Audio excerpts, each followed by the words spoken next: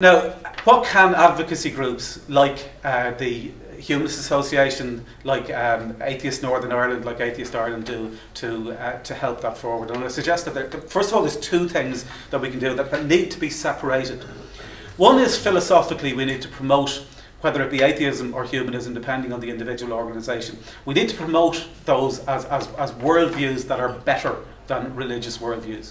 We need to promote those as evidence-based worldviews, as compassionate, ethical, evidence-based worldviews that are open to change based on new information, and that are based on proper morality, which is based on empathy and compassion and fairness and justice and reciprocity and cooperation, and not based on what somebody wrote in a book 2,000 years ago and thinks that the creator of the universe is telling us to do to other people. So we've got to promote that as the philosophical worldview that is better for people than the various religious perspectives, whatever they come from. And the reason that that is so is because the religious worldviews are based on faith and dogma. And faith and dogma are the underlying problems, not religion itself. Faith and dogma, you can have faith and dogma in secular projects just as easily as you can in religious projects. You can have faith and dogma in fascism. You can have faith and dogma in communism. You can have faith and dogma in the unregulated free market.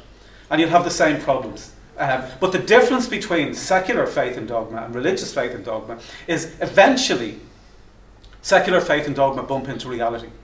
And people notice that they're not working and they're forced to readjust their worldview.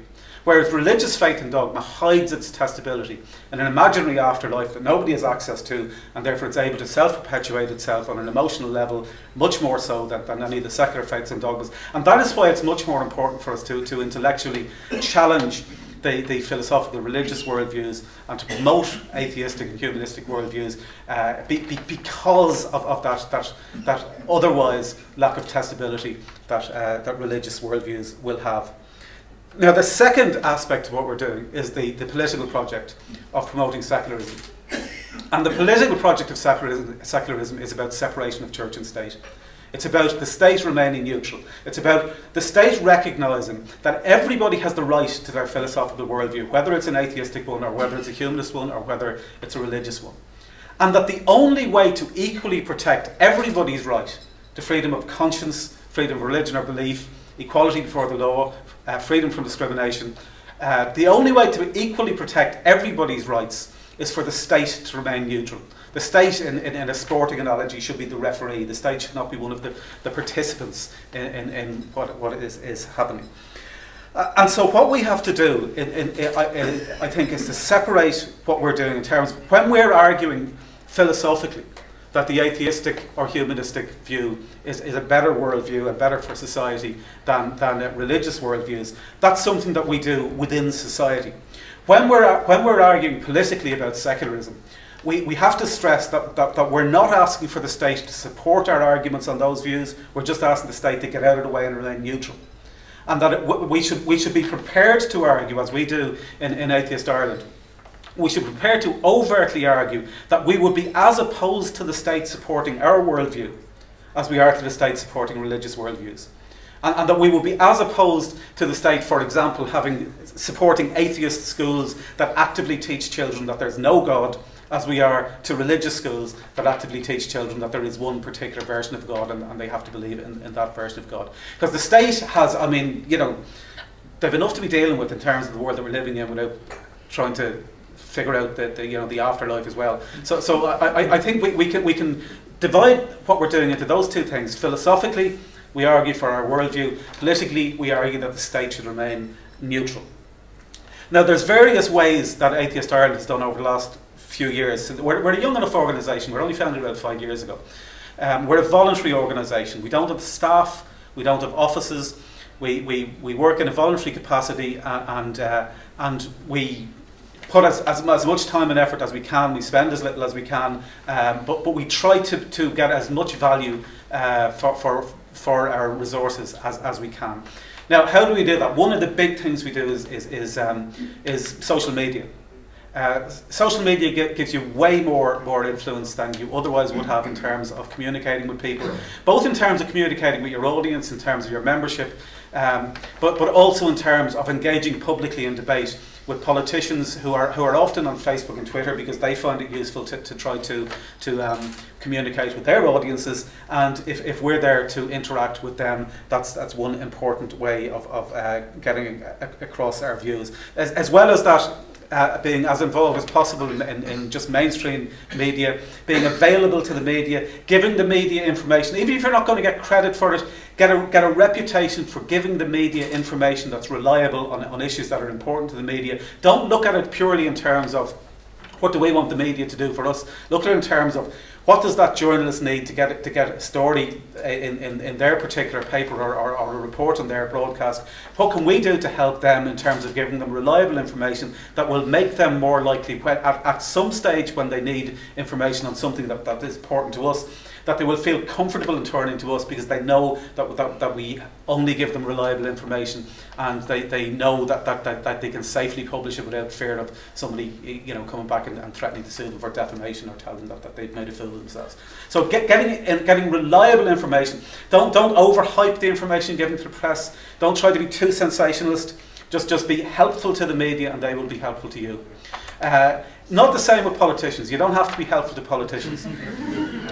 You can be threatening to politicians. Politicians need votes. The key thing about politicians is that their area of expertise is not running countries. Their area of expertise is winning elections. And the way that they win elections, which is an entirely different skill set to running a country, is knowing what is more likely to make the public vote for them than not. And so you have to frame what you're doing in terms of making it useful for the politicians to support what it is that you're proposing. Now, some of them will be ideologically good and will actually want to do the right thing. Others will just want to get re-elected. You have to work that. But when you're presenting your manifesto to the politicians, try to meet them individually.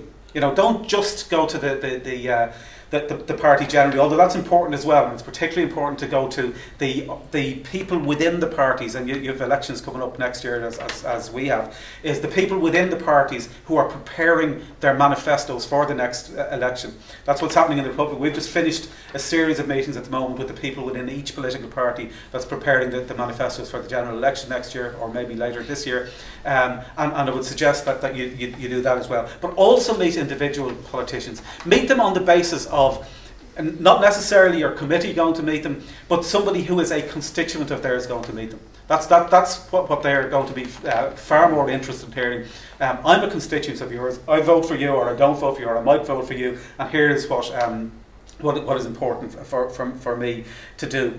We've also in Atheist Ireland we've met with the Taoiseach and the Minister for Education. We're the first formally atheist group to ever meet with a Taoiseach in the Republic of Ireland, and that meeting that we had with the Taoiseach, it was scheduled for an hour. It went on for 2.5 hours, and it's not often that a meeting with the Taoiseach will go on that much longer. I mean, I'll put it this way: at any time, he would have had legitimately the opportunity to say, okay, that's very interesting, now thanks very much, and have another meeting to go to. But we feel that we got information to him that it's impossible to get across with just media campaigns. Really, you have to be sitting down face to face. And what we did at that meeting, and I would suggest again, if you have an opportunity to meet with, if you ever have a First Minister again, to meet with them, bring along people who are directly affected by the problems. We brought along a parent and a teacher and a student, all of whom who had faced discrimination in the education system, who directly told the Taoiseach and the Minister for Education, this is what happened to me. It wasn't just us speaking hypothetically with statistics. It was individual people saying, I brought my child to my local school, and I wanted him to get access to my local school because it's just down the road from me, and I was told that he couldn't get access because he was a Category 2 boy, which turns out to be a boy that isn't a Catholic. In the Republic of Ireland, most of the schools, 90% of the schools, are run by the Roman Catholic Church, funded by the state, run by the Roman Catholic Church, and they have exemptions in our equality laws that allow them to refuse children access to the school if they don't have a baptism cert, if the school is oversubscribed. So, but the power of an individual person who has been directly affected by that, speaking to the Prime Minister and Minister for Education directly, is much more powerful in terms of making an impact than are any number of policy documents that pass across their respective desks. So I would suggest that you do that. Make the problems real when you're talking to them. Bring real people who have been directly affected by the problems. The other thing that you need to do is you need to meet senior civil servants in the relevant departments. Certainly in the Republic of Ireland, the civil servants, and in most places, like the civil service is the permanent government. You've got to identify who within the departments. In our case, it's quite often the Department of Justice, Department of Education. You've got to identify who the people are that are feeding the information to the ministers, that are evaluating the proposals that the ministers are putting forward, that are blocking proposals by saying, no, you can't do this because it's unconstitutional, you can't do this because A, B and C. Try to arrange meetings with those people as well, where you can get into more detail about the legal and political nuances.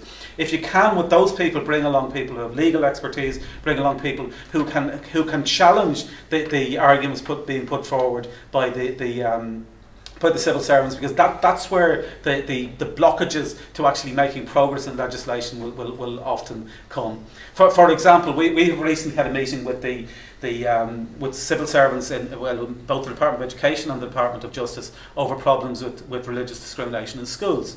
And one of the things that we are now finding is, having spent years peeling away the political justifications for the religious discrimination in the school system, the government are now arguing, and this is coming from civil service level and Attorney General's office level, they're now arguing that they're constitutionally obliged, now not constitutionally permitted, they are arguing that they're constitutionally obliged to allow the churches to discriminate on the ground of religion in the schools, because they say that the state is constitutionally obliged to buttress religion, and they're constitutionally obliged to allow the churches to favour their co-religionists.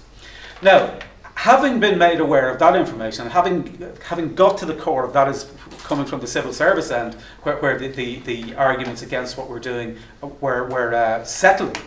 What we have now done is we've put together a document that we are basing a lot of our campaigning on that issue, by compiling a series of about a dozen counter arguments from statutory bodies and from legal people and from UN human rights committees that challenge that argument, that challenge the idea that it is unconstitutional to remove that discrimination. Now, we don't have to win that argument, we don't have to convince the government politically that they're wrong. What we have to do is argue sufficiently strongly that the case is not settled, and they shouldn't close down discussion on the basis of their unpublished legal opinion that the discrimination is removing the discrimination would be unconstitutional. So depending on the audience that you are addressing, there will be different things that you need to stress and different approaches that you need to counter the arguments that are happening. The other place that we can do, I'm not sure exactly what the equivalent would be in Northern Ireland, but we have opportunities to address Raucous committees occasionally. The Raucous committee on abortion a few years ago had a session where they had invited a range of religious organisations to address them and give the religious arguments against abortion. And we contacted the Raucous committee and said, what are you doing? What expertise do these people have? You shouldn't be inviting these people. They've no special expertise. But if you are inviting them, then we want to be invited as well. And so they did invite us to address that committee, and we had an opportunity then to counter the church's arguments at the same session as the churches were putting forward their arguments. Although they did have at the little name tab in front of me, Michael Nugent, Atheist Church.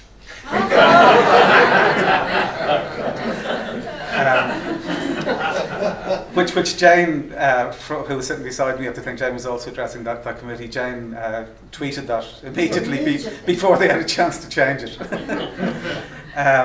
So then the other Raucous committee that Jane here addressed was the Raucous Education Committee, and she argued very, very forcefully. And again, Jane has the combination of the sort of political and legal expertise, but also Jane has children that went through the education system that were discriminated against, and she was able to argue that before the committee, both from a political level, but also as somebody who had gone through discrimination and could explain what it feels like to be discriminated against, and the fact that they can recognise that discrimination against travellers or discrimination against people of a different race has a particular effect on people, but they're blind to the fact that religious discrimination has the same effect. Jane was able to make that case. And because of our submissions to that and Jane's contributions to that committee, that Raucous Education Committee, and this is the first time that we've ever had this from an Raucous body, came out in their concluding report of that committee by saying that the patronage system in Ireland, which is the system by which church or schools are run by churches or by, in some cases,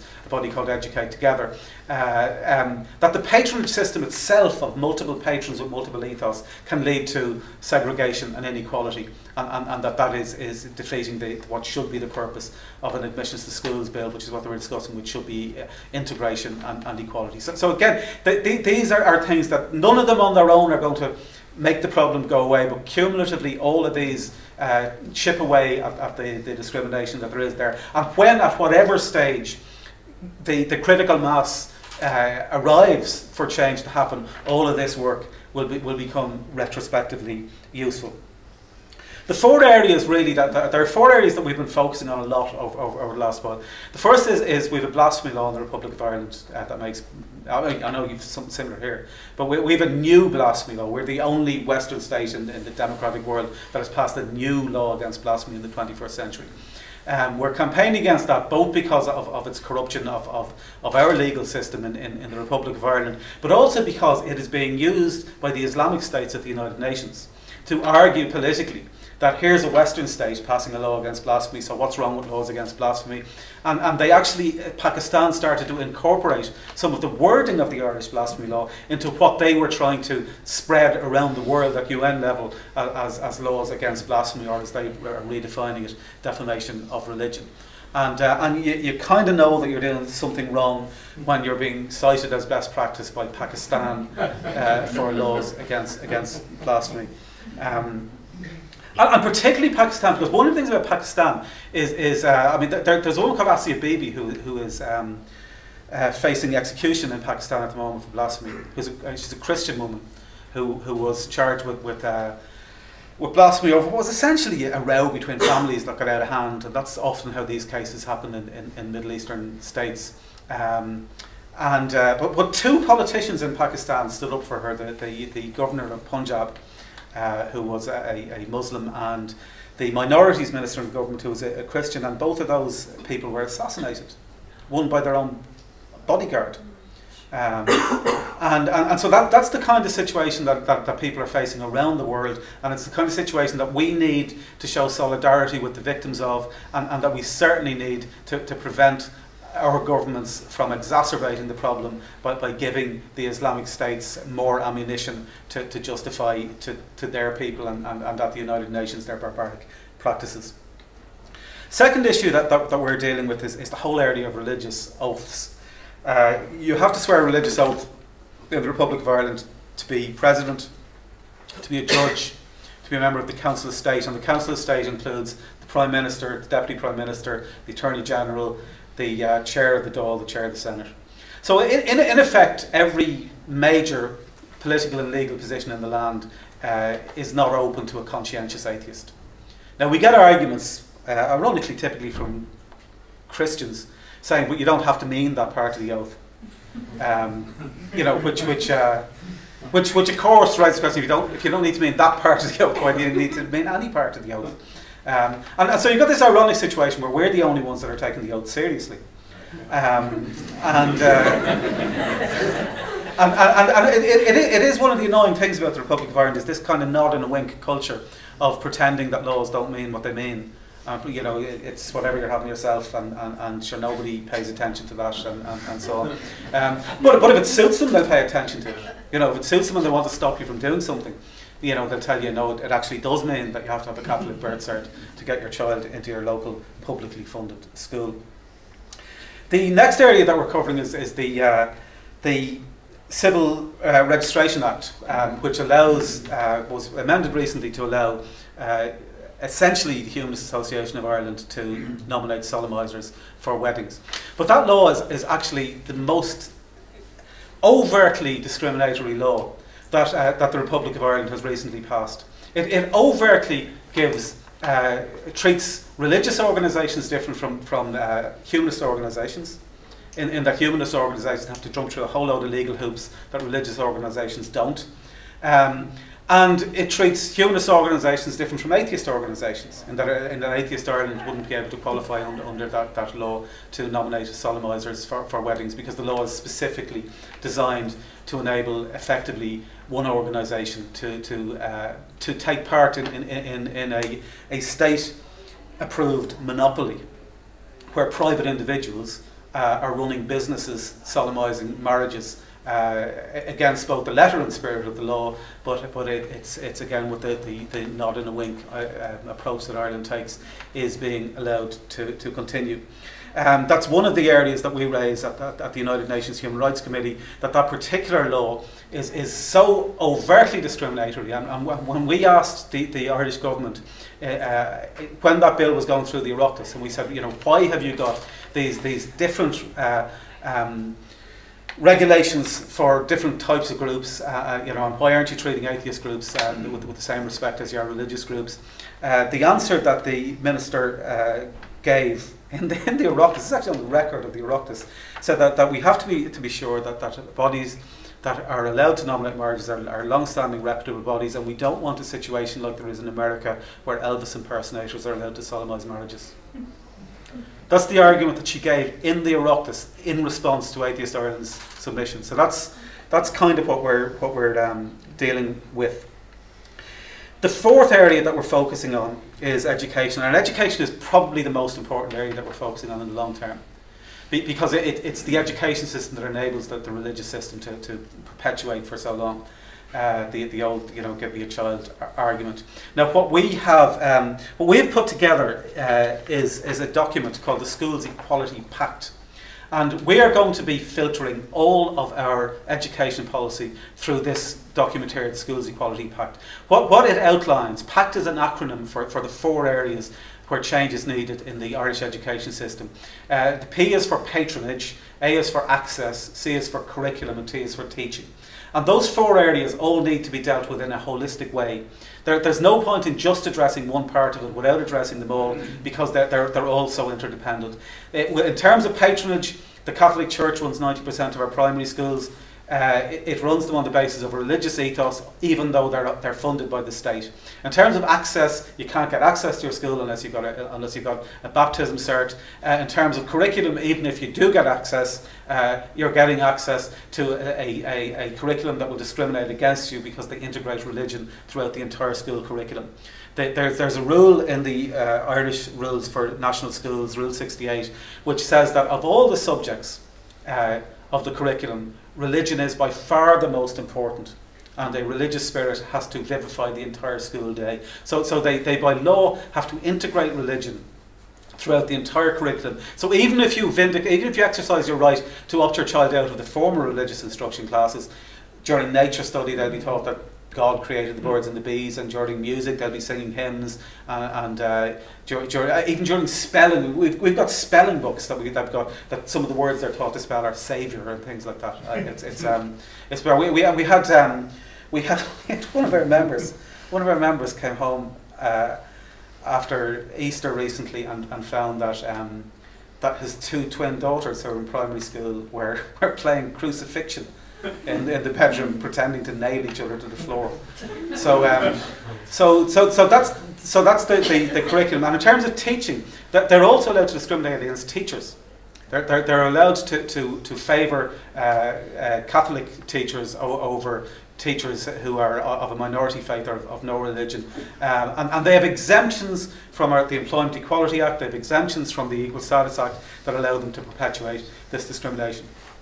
So this particular document, which is the culmination of years of work that we've done in terms of identifying the exact nuances of what needs to be changed, what specific laws need to be changed, how they need to be changed in a coordinated manner, is now going to be the core of our education policy until this is addressed.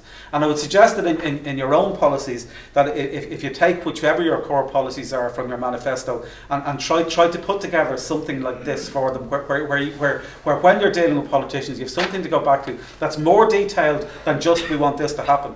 These are the specific things that we need to happen. These are the reasons why they're important. These are the counter reasons to your arguments as to why they can't be done, or as to why they may or may not be constitutional or unconstitutional. I know you have a different set of circumstances here in terms of we have a written constitution and you don't. The last thing that I want to talk about is how we work together with other groups. And we work together with other civil society advocacy groups in the Republic of Ireland. We were involved in the marriage equality campaign. Aisling O'Brien here was one of the core people involved in organising the canvassing and campaigning in particular areas for the marriage equality campaign. We work with, there's a group called LGBT Noise that we cooperate with, that we organise joint protests with occasionally. So we work with the LGBT community on issues that are of overlap, both because we have an ethical position ourselves in terms of promoting those, because they're part of the arguments against LGBT rights is grounded in religious bigotry, but also because we think it's important that groups who are discriminated against will work together and will form relevant alliances, both between the groups and also on a personal level between the individuals involved. We're also involved with the abortion rights campaign, the campaign to repeal the 8th Amendment, and that is an area that hopefully will be the next big referendum. I don't know how long it will take for that to happen, but the so-called pro-life referendum to our constitution has caused so many problems since it was brought in the 1980s, and that needs to be repealed in order to enable the government to pass whatever laws they end up passing, but to pass laws that are based on compassion and empathy and the medical needs of pregnant women, rather than on the basis of religious faith and dogma. We're involved with the Irish Council for Civil Liberties, with Amnesty International, with travellers groups, with various other organisations, in jointly lobbying the United Nations Human Rights Committee, the United Nations Council under the Universal Periodical Review next year, and on various areas where collectively civil society groups will put forward documentation to put to these human rights oversight bodies in countering the state's reports when they're examining Ireland under various human rights treaties. I think you should do the same here. I know that just this year, what the UN Human Rights Committee was examining the UK and Northern Ireland this year, and its report, its concluding observations, just came out last month. So it'll be a few years before it comes up again. But I mean, you don't just depend on the international the national bodies doing their lobbying. You can also make direct submissions from individual advocacy groups, and I think you should do that yourself. You can also, when your country is being questioned at Geneva by the UN Human Rights Committee, you can go over yourself and you can influence the proceedings by directly lobbying the members of the committee and letting them know in real time as the questioning is going on whether what the state is responding to is accurate or not. And there are basic, particularly one of the most significant one of those is unfortunately it's one that has just reported now, so it won't become around for a while, is the International Covenant on Civil and Political Rights. That's one of the ones that we focus a lot on, because that's where a lot of the fundamental rights on freedom of conscience, religion and belief, and freedom from discrimination and equality before the law are enshrined in. And so that's an important area to be over. But there are other ones as well. The Organisation for Security and Cooperation in Europe has a meeting at the end of this month. Every year they have it in Geneva on international human rights. Atheist Ireland goes over for it's a 2-week meeting, but Atheist Ireland goes over for Warsaw. Oh, sorry, in Warsaw. What did I say? Geneva, sorry, yeah. No, UN is in Geneva, OSCE is in Warsaw.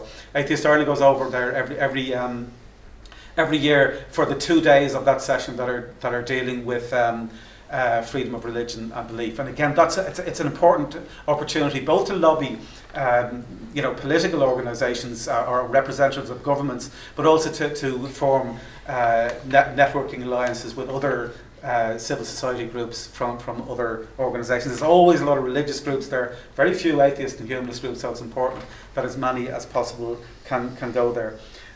Unfortunately, don't like saying this, but have to say it, the one organisation that we can't work with in the Republic of Ireland is the Humanist Association of Ireland. And the reason that we can't work with them is that they've signed up for the Civil Registration Act.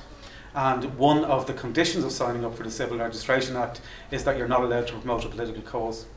And so the Humanist Association of Ireland have effectively abandoned the right to campaign politically in order to enable them to nominate individual members of their own board to run private businesses, making hundreds of thousands of euro a year between them, solemnising marriages. So it's not a situation that we want to be in, but it's a situation that we are in. And and because we have a strong position on acting ethically, and I'm not going along with this nod and a wink thing of, yeah, well, we pretend that we're not really doing that. We're not in a position at the moment in the Republic of Ireland to work alongside the Humanist Association of Ireland. Another important thing in terms of the international human rights regulatory bodies, we focus all of our campaigning on human rights. That's the foundation of our campaigns. And it enables us to say to politicians and to government that, look, we're not arguing about, you know, what's the best for society. We're not arguing about, well, look, we would prefer this and you would prefer that, and, you know, which would be best. We're just arguing for the rock bottom minimum standards. Human rights standards are the rock bottom minimum that we should be automatically expecting as the foundation upon which we can start to have the debates about whether this policy or that policy, you know, would have a better effect for society. And we don't even have that. We're below that starting point. And another absolutely significant point, which would have resonance here as well as the Republic in terms of our respective majoritarian and sectarian rules over the years, is the UN Human Rights Committee in particular was very strong with Ireland over the last time we were over in Geneva. When Ireland were saying the reason that they're not giving women the abortion rights that they should have under the International Covenant on Civil and Political Rights is because there's another clause in the Covenant that enables people to have that enables the people to express their political will, and that's what we've done through referendums and through legislation. And what the UN Human Rights Committee said to Ireland is that is a completely unacceptable argument, that you cannot use majority votes to infringe on people's human rights. You cannot use majority votes to derogate from your obligation to respect everybody's human rights equally. The whole point of human rights law is to protect individuals from the tyranny of the majority. The whole point of it is that. And if you're going to use majority votes, then essentially what you're saying is your human rights depend on whether your neighbours want you to have them or not. And that's not acceptable in a democracy. It's not acceptable in a democracy that has signed up to respect international human rights law. And particularly in Northern Ireland and also in the Republic of Ireland, where we do have this history of majority rule, you know, it's really important to educate people about the fundamental nature of human rights values and the fact that they're not dependent on majority rules. The other two, I've also already gone over the other two places that I was going to talk about. Well, I've gone over one of them, which is the OSCE, and the final one is the Council of Europe. Council of Europe is where the European Court of Human Rights is based, and the European Court of Human Rights can make binding rulings, and has done in a number of areas that are useful to us. One was where the state was arguing that a woman who had been sexually abused as a child, they said that the school was responsible, not the state, because the church ran the school. And the European Court of Human Rights found that, no, even if the state did give the responsibility of running the school to the church instead of doing it themselves, the state is still responsible for protecting the human rights of that child in the school. There's another significant European Court of Human Rights judgment, which is on religious oaths. And that was when a number of Greek citizens took a case where they were forced to give, they had to make an oath under court. Some of them were defendants, some of them were witnesses, but they were asked to swear on the Greek Orthodox Bible, and they said they didn't want to because they weren't religious, and they were given the alternative to make a secular affirmation, which they did. But they took a case anyway to the European Court of Human Rights on the basis that even by being given that alternative, they were being forced indirectly to reveal information about their religious or non-religious philosophical beliefs, and that was contrary to their human rights of freedom of conscience and their right to not be forced to reveal their religious or philosophical views. And they won that case. So there's a number of international human rights case laws. Otherwise, the committees, the UN human rights committees, have kind of got, they've got a kind of moral force of advising and suggesting. But the European Court of Human Rights will pass binding judgments that have to be obeyed. I think I'll leave it at that. I'll just finish off by saying what I said at the start, is that we can be optimistic. That the world is becoming more secular.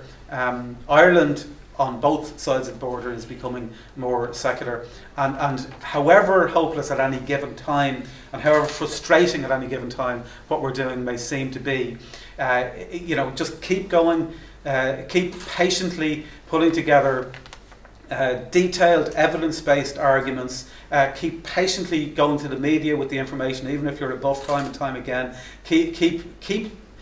keeping on, and when the critical mass is reached, which it did, for example, in the Republic of Ireland recently on marriage equality, however many years ago, it would have been unthinkable to have a few years ago, it would have been unthinkable for Ireland to be the first country in the world to pass marriage equality law for gay people by popular vote, as opposed to by legislation or by court case.